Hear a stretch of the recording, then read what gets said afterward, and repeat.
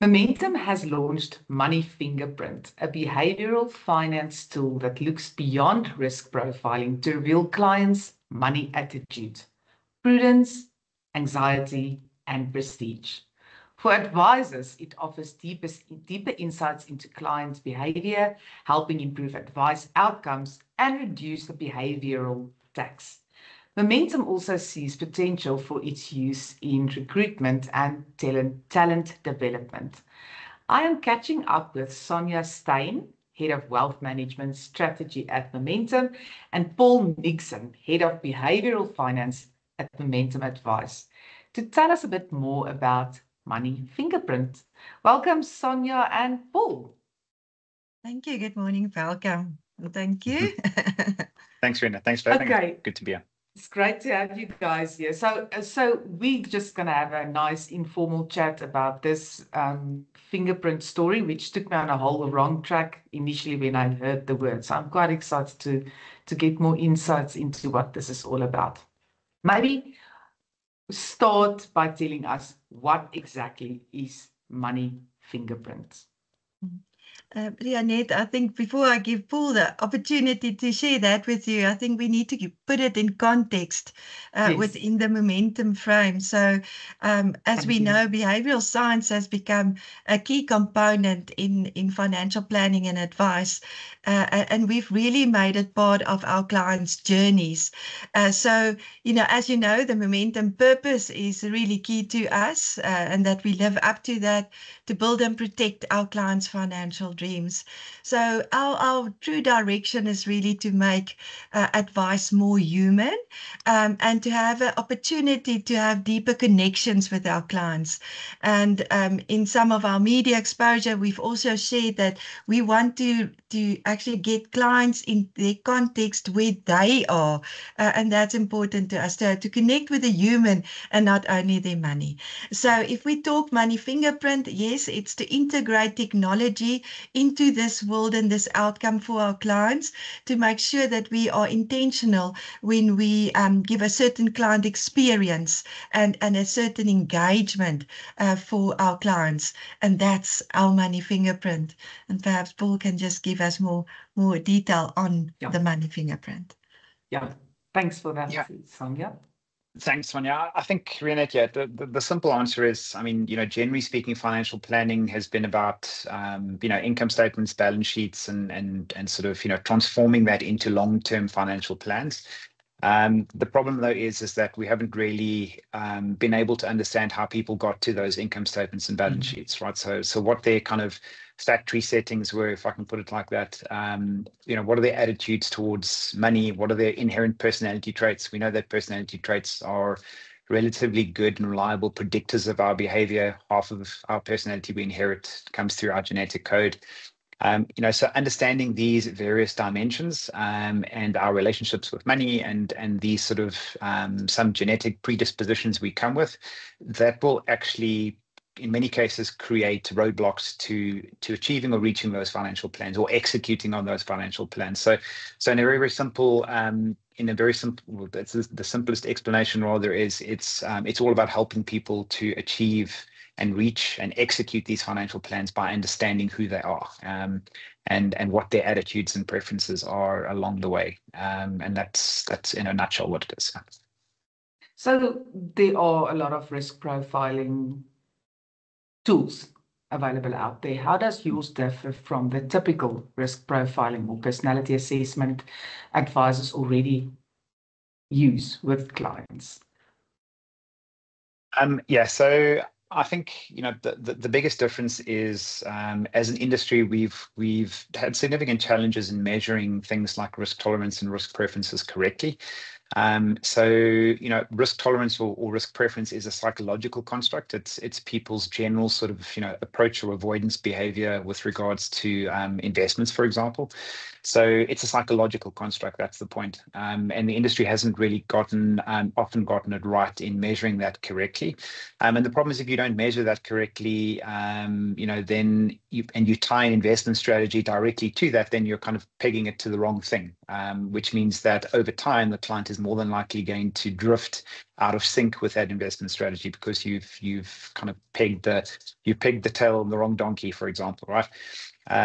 So it's important because just from a point of view of understanding someone's risk attitudes towards an investment correctly, that is obviously very, very important. But then there are a whole other sort of raft of factors that should also be included in a risk profile, for example. And those are some of them I've mentioned already. You know, personality traits, for example. Are you anxious by nature, which means you worry a little bit more?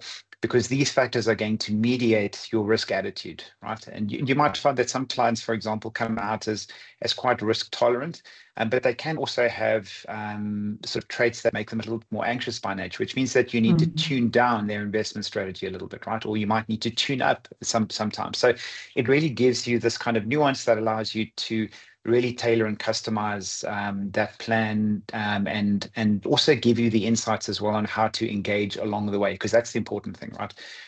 You might want to, risk, for example, is also perceived. You know, sometimes we feel more risk in stuff and sometimes we feel less risk in stuff, right? Plenty of studies have shown as well that if you're going to if you're going to experience a lot of, like, let's say it's a bull market, right? The market's rising all the time, you're going to perceive less risk, right? You're going to think of things like stocks as less risky things.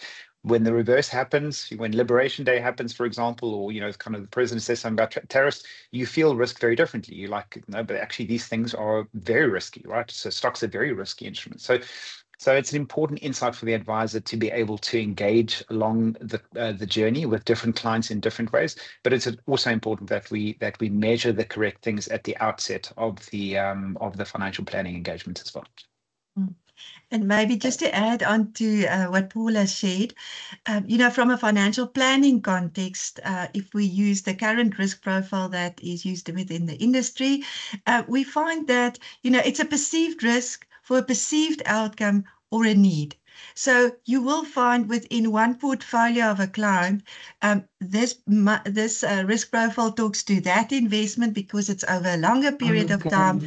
And for a shorter one, you've got a totally different risk profile. Yeah. Where when you compare it with the Money Fingerprint risk profile that we use only for the investment space, there's other dimensions in the Money Fingerprint as well, but just this portion for that, it will be a solid, almost a psychological outcome that is true to the person and not the money. And the other ones always test the money outcome with a perceived perception of risk, where you have the human component in the Money Fingerprint, which allows the advisor to align his outcome and his advice much better to certain outcomes for a client.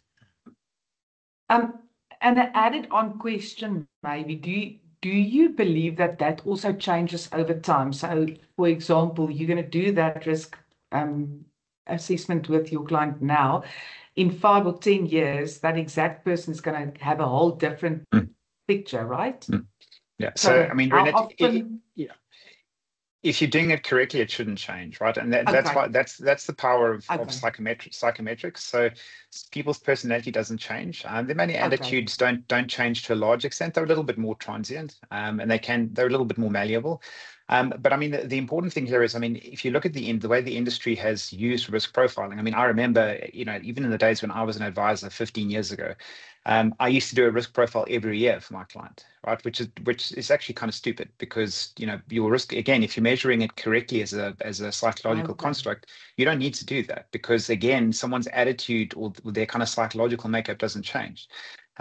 So if you're doing it correctly and you do it psychometrically, and now, by the way, it's important maybe just to unpack what that word means. So psychometric just means it's a process of evaluating a psychological construct correctly, right? So it's an attitude. So I like risk or I don't like risk. That is the construct. If in the psychometric testing process, we make sure that the same people give the same results over a period of time. So actually in the psychometric measurement process, we measure the same questions with the same people over a period of time, and there needs to be a very, very high correlation in those results. So that's how we test it. We test that the results don't change to these questions very, very much over a period of time, which is great for financial advisors as well, because if you test the stuff, you don't need to do it over and over and over again, unless there's been a trauma, right? So that is the one caveat. If there's been a trauma in someone's life, like there's, so divorce, for example, is a big financial trauma that can, sort of change your personality a little bit.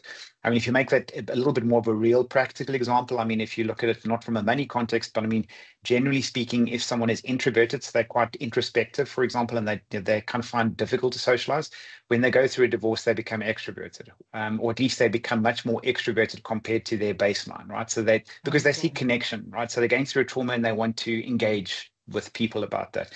Now, that's the kind of science of the rebound. The reason why they say you should never start another relationship too soon is because you might then pair with another extrovert, but you're actually not an extrovert. You've just become more extroverted in that at that point in time, right?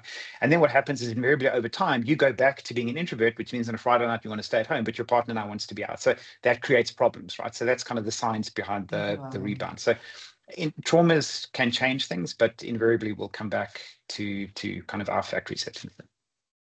And a very random question, which I just thought about, is you mentioned the word relationship with money quite early into the conversation, one of you.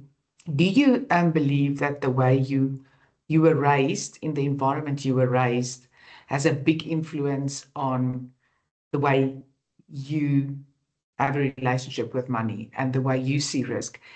Is there a correlation, or is that a random question with no answer? I'll just start off with that one, definitely. Just to give you one example, we have a lot of money scripts when we actually grow up. So I always refer to what was your first engagement or interaction with money. Was that one coin in your slipper when you actually had a tooth, and or else your first chore that you did, and in your when you're raised in your home, there is money scripts. For instance, some people believe, I will never take out a retirement annuity. I will only invest in property, or we never buy new cars. We only buy second-hand cars.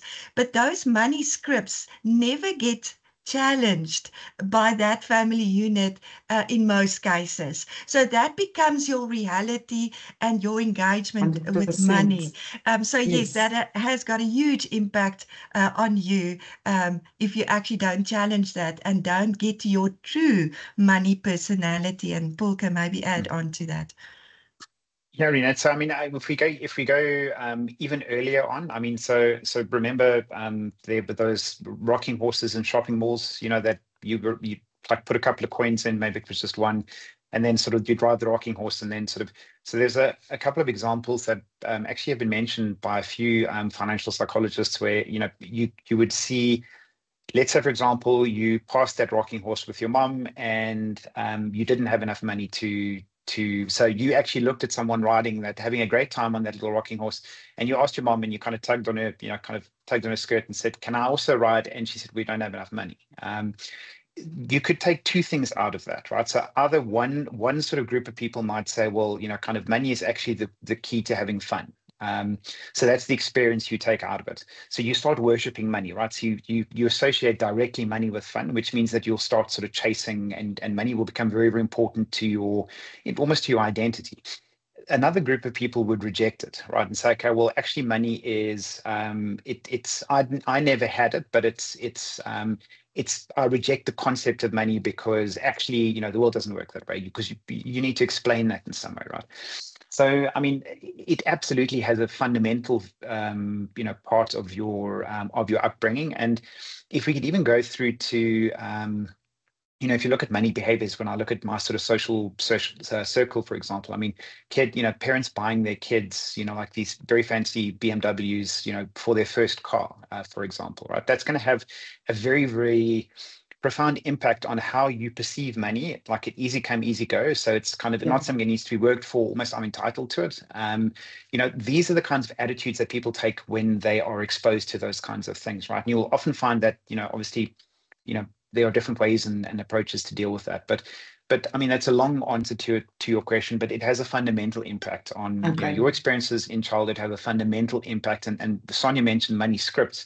The reason why it's called a script is because it's the same behavior that kind of plays out. So these scripts are formed in childhood, but then they kind of play on repeat until they are challenged or dealt with, or those connections are made. Yeah.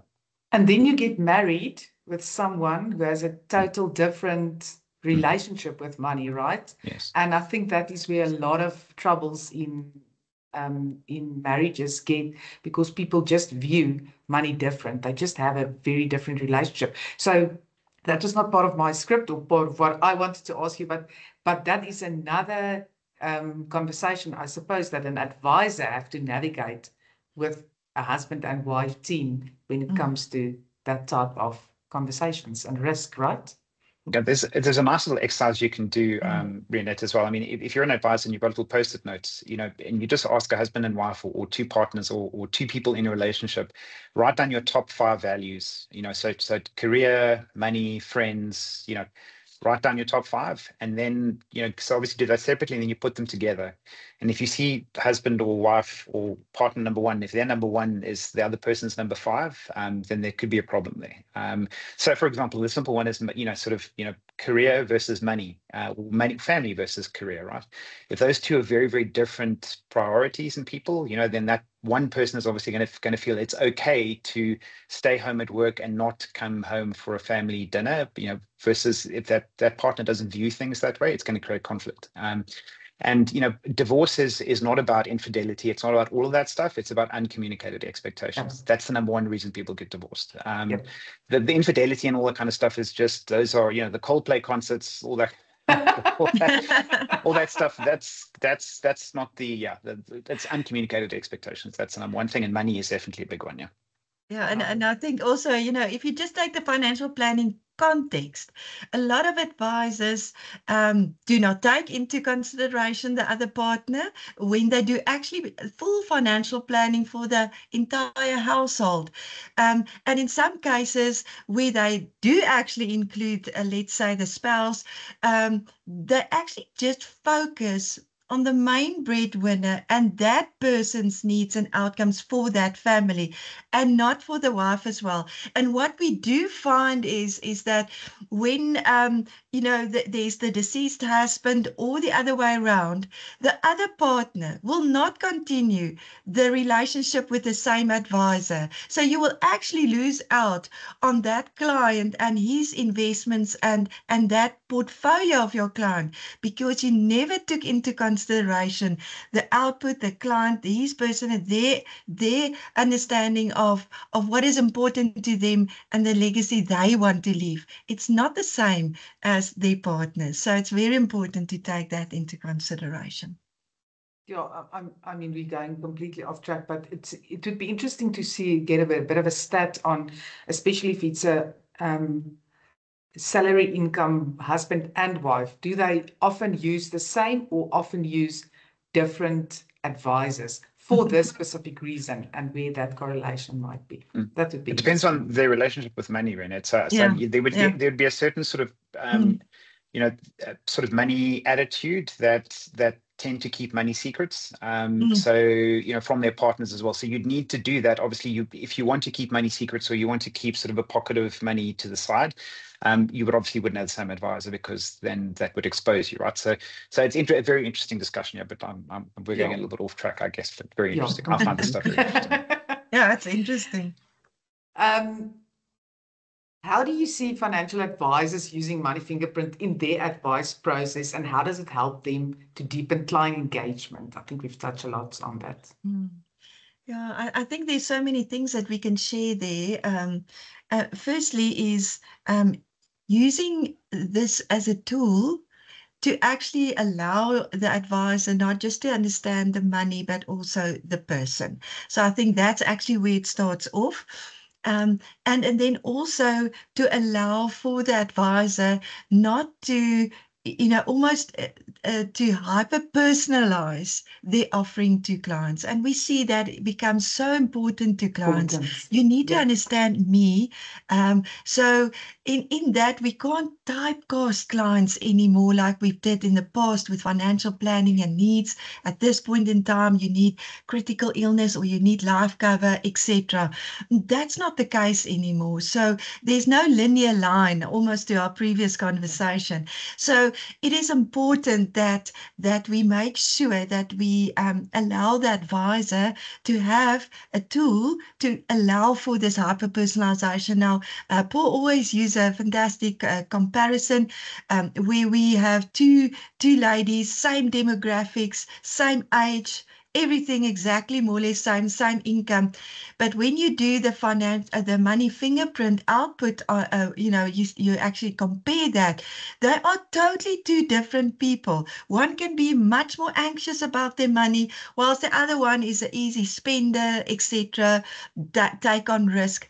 But if you take them on their demographics, they're not the same. So this is the difference and the value of the advisor to have a personalized almost journey with each of these clients and tailor-make that with their advice outcomes. And it also talks to, their processes within their practice. You can have a different process now because you can actually link that to a certain almost archetype of client that we have within the money fingerprint and almost know how to deal with these clients upfront and almost have a proactive way to understand your clients in terms of their context, their personality, and align your advice to that client according to that. I really love how we have really moved to that personalized plan. And I think if advisors are not on that page, they are definitely behind the curve, right? Traditional risk profiling often looks at risk appetite only. What additional insights does Money Fingerprint bring to the table, particularly around behaviors and emotions? Yeah, so I mean, we talked a little bit about I think even in measuring risk attitudes, that's something that's often not done, let's say, correctly. Yeah. But I mean, if we look at other things that are important, right? There's probably in psychological literature probably two personality traits that are very predictive of people's financial success. I mean, I think we can go back to the marshmallow experiments, the very famous Stanford marshmallow experiments, because it explains it quite nicely. So, the marshmallow experiment, you've got this kid 4.5 to 6.5 years old, and they get a marshmallow put in front of them, and they have to wait 15 minutes, right, to get another one. I think we all remember, maybe it's too long ago, but when you're kind of that age, 15 minutes can be a very, very, very, very long time. And you can see that a lot of these kids really battle with, with this game, right? Because they know what the right thing is. And I think it's a good sort of analogy as well, because I think all of us are constantly in this constant struggle of doing, there's this tension that exists between doing what's right and what's comfortable. So we know and often we know what the right answer is, right? So knowledge is often not the problem, but, there are other things that are at play in getting us to do the wrong thing, eat the marshmallow instead of waiting. But the reason why these experiments is quite interesting is that you can see already at that very young age, that some kids are just better at the game than others.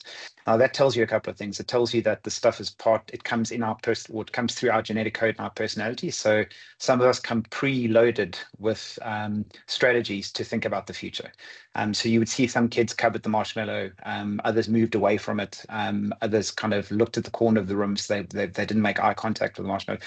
These are it's not coincidence that this is happening. It's just some kids are better at it than others, and there have been subsequent studies done on those kids that these kids earned more because they were more future oriented, right? So they thought about the future more. They also stayed in relationships longer. They earned more money, as I said. Their titles or position levels were higher on average than kids that didn't have that. So it tells you that there's a personality dimension, and then there's also sort of there's another dimension as well.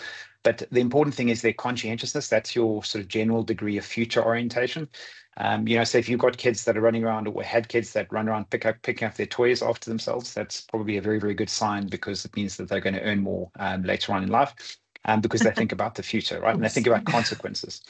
And the interesting thing about this as well is that that specific trait it tends to transfer across domains. So what it means is the kids who have conscientiousness as a personality trait, they save more, they drive slower, which means they'll likely have fewer motor accident claims. And they also take their full course of antibiotics when a doctor gives it to them as well. So that tends to transfer very, very well across these domains. And then the second one is anxiety, or the horrible word neuroticism. There's it's just been shown as well that generally people who worry more, who are more anxious, and there are biological effects as well because you've got more cortisol in your blood for longer. But that also tends to make you it tends to be a significant inhibitor to your financial success as well, because inevitably what will happen is, because you're worrying about more things than the average person, you tend to worry about your finances and also your portfolio values. And if there are market shocks, you will be the one that sort of goes back to cash when you actually shouldn't be going back to cash, right? And that's how you incur the behavior tax. So those are just two examples of how understanding just those two things can translate into different engagement strategies. But even beyond that, Rianet, and that's the nice thing about personality as well, people who are highly conscientious also like to consume more information. So if you send someone, if you want to send a portfolio recommend, or rather a financial plan to someone, you should send a lot of detail, because that person is going to want the detail. And also you should understand the content of stuff that you send, because they might ask you about it as well, because they're probably going to read it. But other people who score lowly on conscientious are a little bit more impulsive. They like one-pager summaries, right? So if you send them this big, long document, you're wasting your time, because that person's not going to read it. You should send something, that is quick and easy to understand. They just want the high-level detail. You'll find that with extroverts as well. They tend to want kind of summarized little blocks of information, not too much detail. And you can actually see people in conversations, by the way, with these personality traits, because you can see the precise moment that they switch off. When you start going into too much detail, you can see kind of that light just switches off, because you're kind of, so this transcends financial behavior, right? It enables you to kind of see the person a little bit better. And that's why these things beyond traditional risk attitudes are important for a number of reasons. It's important for the company, because we need to understand our clients, how to engage them, when to engage them. It's important for advisors. It's important for all of us. Yeah, I love it, because it's really, that comes back to, you really need to know your client to understand what is it that client needs or wants from you. Who's going to read it and who's not going to read it. Yeah. Can you share an example of how Money Fingerprint could shift the way an advisor responds to a client who is, say, anxious about market volatility, or one that is overly focused on prestige and status? Yeah, I'll quickly jump in, and Sonja, you can feel free to add if you'd like to. But I mean, clients who are overly anxious, the problem with a lot of the problems you'll find with advisors is that they try and deal with those matters in the wrong way. And I mean, you can take this back to your relationships as well, right? If you're in an emotive state, in an argument with your partner or spouse, and they tell you to calm down, has that ever worked? It never works, right? And the simple reason for that is because you're not calm because you feel that the other person is not listening or not hearing you, right? So that's often why you'll raise your voice, because you shout because you feel that someone is not listening to you. So being told to calm down never works. You have to, and also dealing with someone who's in a highly emotive state with facts and logic also will not work, because that's not what they want to hear. They want to be listened to, right? And that's, that goes back to, that's the primary need in that state, is I want you to hear what I'm saying. So, you need to, if someone is anxious, for example, in a market downturn, and you're only going to address that in the market downturn, and you're going to address it with logic and facts, it's not going to work. Simply because of those reasons, right? Because you need to first get the person off that emotional ledge, and then address them with logic and facts, right? When they're open or receptive to, to listening to that. So the first thing you have to do is listen. That's what you have to do. And advisors don't like doing that, because often when someone is highly emotive, they're obviously going to be using language that maybe is not great for the advisor to hear, and they're going to be saying stuff that is not going to be great for the advisor to hear. In many cases, it might not even be true. But that's not the point. The point is you need to listen and empathize before you can start to normalize and say, okay, well, actually markets kind of, and then you hit them with the logic and the facts and say, well, remember in COVID, the market crashed, but in 3 months' time, it actually was making records again, that kind of stuff.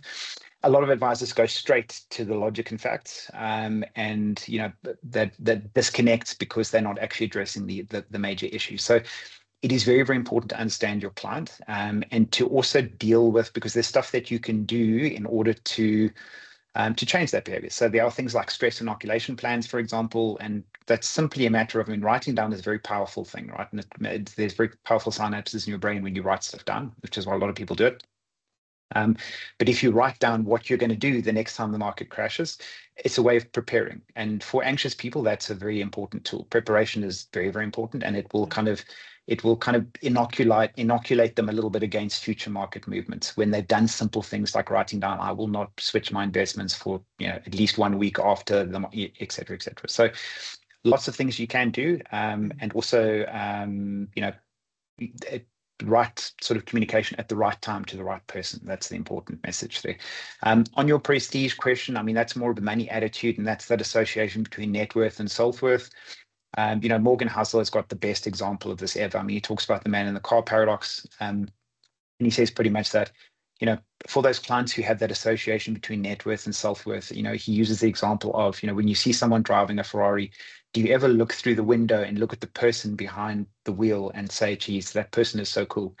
No, you only think, how cool would I look driving that Ferrari, right? So there's nothing wrong with wanting nice things, and there's nothing wrong with wanting to buy an expensive car if you can afford it. But if you're buying that car to get someone else's respect, you're not going to get that. So you're not going to get what you paid for. And that's the important, these are the kinds of things and conversations and connections that we can make and break for clients to help them get better outcomes and also feel better about the outcomes they get, right? Because that's the important thing. This is all about well-being. Is a very perceptual thing. So if you can just kind of change the frame of the way kind of people feel about their finances, you've already added value. And that goes beyond risk and return, right? That goes beyond investment return, for example. Because if someone can just feel better about the way they're using or experiencing their money, you've already won. And the return will be less important. I really love your analogies. Sonja, did you want to add something? Yes, I also want to say, sometimes money is people's identity. Yeah. And we need to be very clear when we have the conversations with our clients to make sure why this is. Sometimes we just want to match it up with the outcome perhaps of let's say our money personality, but it can be a deeper psychological thing. So it can be something that happened to you at a certain point in time, or your family history, or even a cultural thing. It gives you prestige to have a certain range of shoes, or to have a certain car, but you don't even have a proper home. So there is certain things that we need to understand about people and their history and their experience and what they were exposed to. And it's not only the personality part of that or understanding your perception of things. There's more to it than the obvious. I really love this. Just as a matter of interest, I assume it's an online tool. Typically, how long does it take to complete? The sort of ranges between, we've had quite a few thousand completed now. It's between 8 and 12 minutes. 8 and 12 minutes. Okay. And I assume it would be like you send it to before you see the client, you send it to them, and then once you have the client in front of you, the conversation obviously is easy to direct, right? Yeah. Absolutely, yeah. And we've got a nice summary version where we actually make this an engagement with the client so that they can actually perceive this also in a way that makes sense to them. Yeah, and where they really feel that they are understood, right? Yes, absolutely. I've read that one of the things that you guys say is that this can be a good play an important role in recruitment. How do you see Money Fingerprint contributing to the way the industry attracts and retains talent? You want to go first, Sonja? Yeah, that's an interesting one. There's lots that you need to know to be able to use it. But maybe let's just put the status quo out there. It's difficult to understand what is those key characteristics or personality traits of a successful advisor. It's a very, very difficult one to actually pin down. But I do think, as I always say to advisors, don't use your understanding, your perception of your world and your knowledge to really advise a client without the same. So in many cases, we can actually use our intention of what is a balanced portfolio in a different way than we should actually allow for a client to have that. So, it's not to use your money story or your money personality in your discussion with the client, but rather to bring the client's world into yours. So you have to tread carefully not to go over that line and to breach that.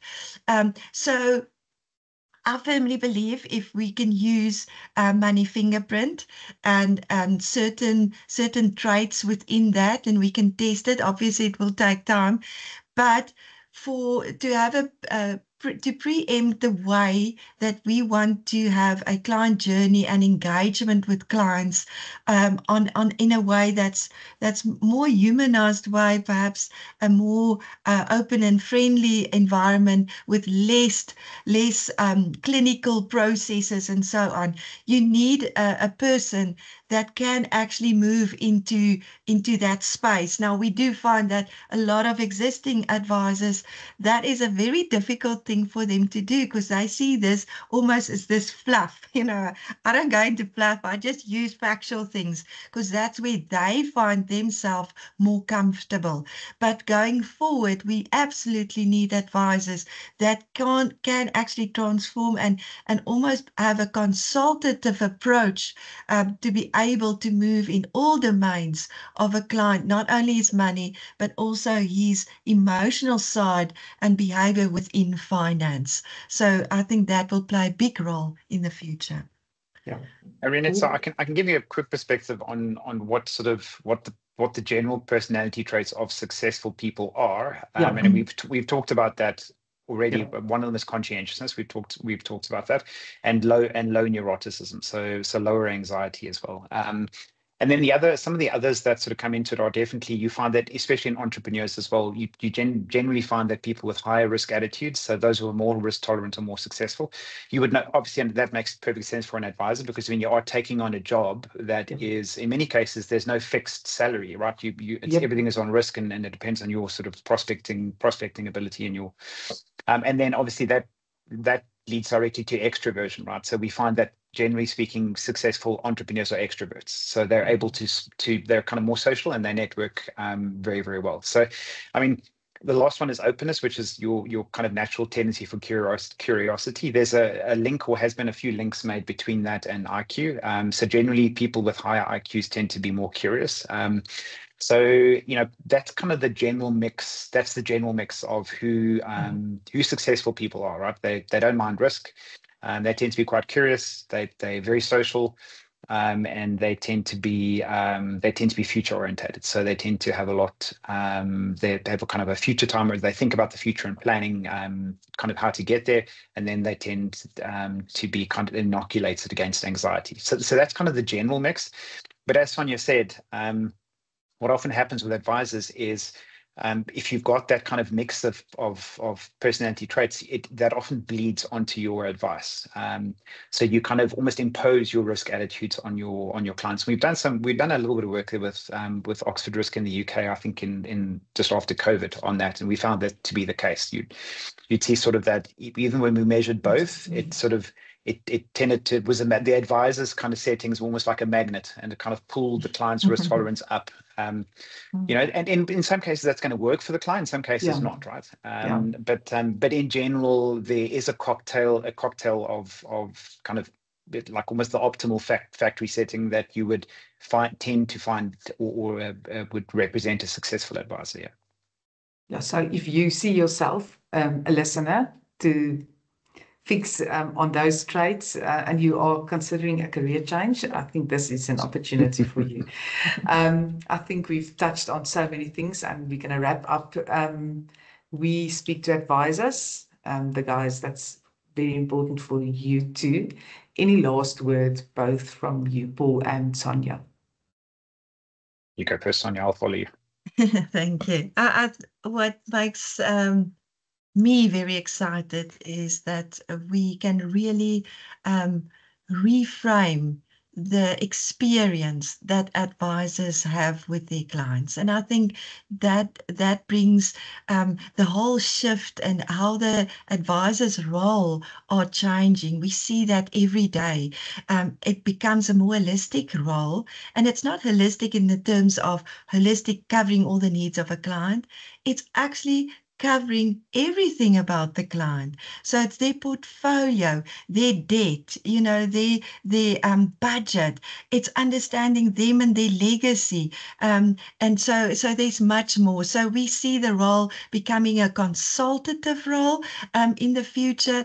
And I believe, technology and the integration of that and what we've shared with you today is key in the success of our future advisors. And I think the big thing that's always top of mind of every advisor is, where do I get my clients? How can I actually get client acquisition happening in my space? And I think this is key. You need to understand certain segments of the market in a very, very different way. The younger clients today is absolutely focused on technological ways of engaging with advisors. And if we don't go there and we don't open ourselves and explore these opportunities with what we have, I think we will lose out and not have the successful practices we want to grow into the future. Yeah, I mean, I think the only last thing I can add to that possibly is I think it's going to open up new revenue streams for advisors as well. So I think that, there's going to be many cases where a client is, wants someone to help them manage their finances, but it doesn't necessarily result in the sale of a product. But that sort of as value to a client is obviously immense as well. And, there could be I wouldn't be surprised in the future to see some kind of subscription kind of model or subscription service to having an advisor that pretty much is just helping you, kind of sitting in your corner and helping you make better decisions as you go along in your financial journey. That may result in the sale of financial products or not. But that subscription service, I think, is very, very valuable. And I think it's a way the industry, I think, is still grappling with how to commercialize and place a value on that. But what you would see in the moment is, if a financial advisor joins the industry and they're not good at selling financial products and they're just good at coaching people, they end up exiting the industry, right? Because the remuneration stream is tied to the kind of selling of a product. And that's a very, very big pity, because we're losing very valuable people who've got good skill, but their skill is not necessarily rewarded, right? And I think that slowly but surely we're getting to a stage where we'll start looking at value propositions that are different and that enable and attract people that are just that are purely focused on those other getting people and financial well-being, right? We talked about that earlier as well. So hopefully we're on that track. I really like that. That's an amazing conversation. Thank you, Paul. Thank you, Sonja, for the nice chat. Always great to hear the important role of the advisor, and it's just getting more important. There's no AI that's going to replace them anytime soon. So it's really cool. Thank you for your chat and thank you for your time. Thank you so much. Thanks for having us. Ciao, ciao. Bye.